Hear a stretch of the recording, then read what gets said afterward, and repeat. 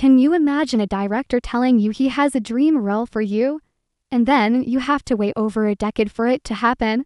That's exactly what happened to actress Zoey Deutch 11 years ago.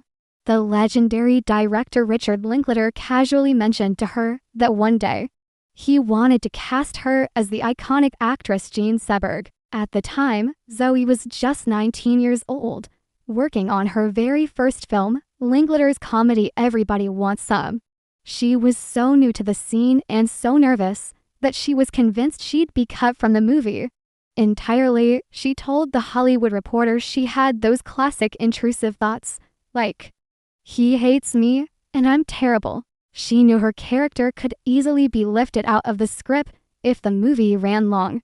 So when Linklater, the director she thought secretly hated her, shared this dream of casting her as Jean Seberg, it was a huge sigh of relief. She thought, okay, maybe I'm not going to be cut out of the movie after all.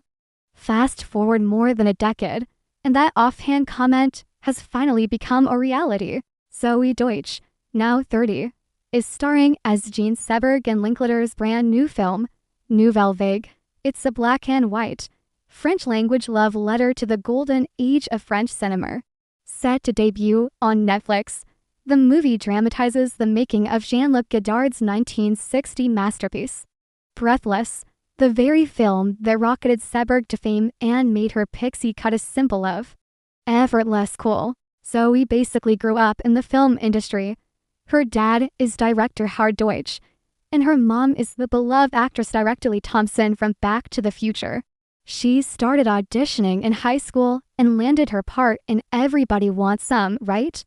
After graduating, her first meeting with Linklater was something straight out of one of his movies. He picked her up from the airport himself, blasting the film's future soundtrack, including My Sharona. On the drive, the whole cast even lived together on his ranch during filming. Looking back, Zoey says it's been enlightening to work with him as a teenager and then again as a woman, calling it a surreal, full circle moment. But here's the craziest part. When she finally got the role of Jean Seberg, Zoey didn't speak a single word of French, and the film is in French. That didn't stop her, though. She immediately started intense language lessons.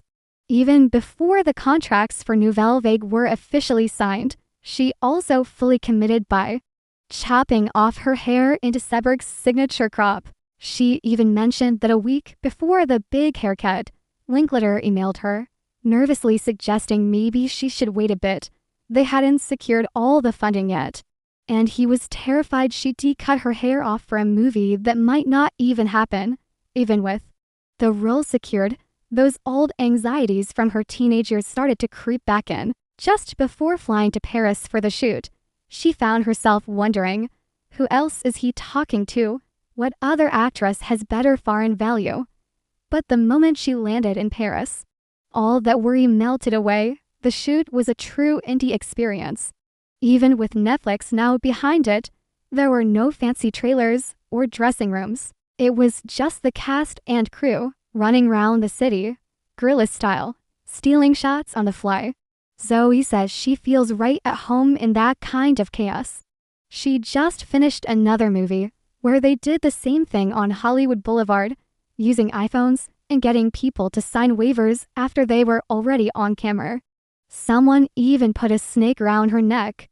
She jokes, "I'm a changed woman. This entire journey has taught her a valuable lesson." For a long time, Zoey believed that being hard on herself was the key to being a better actor. She thought that self-criticism would push her to improve.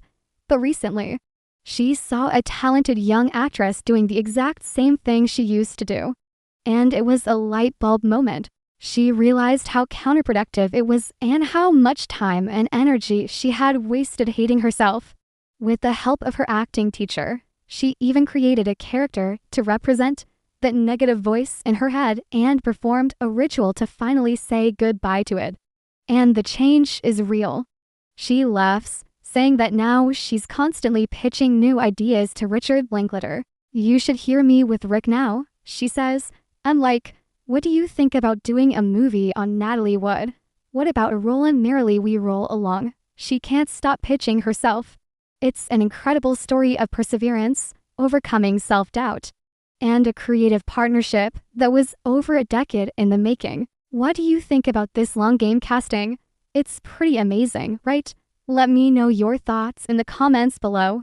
And if you enjoyed this story, don't forget to like and subscribe for more deep dives into the world of cinema. Thanks for watching.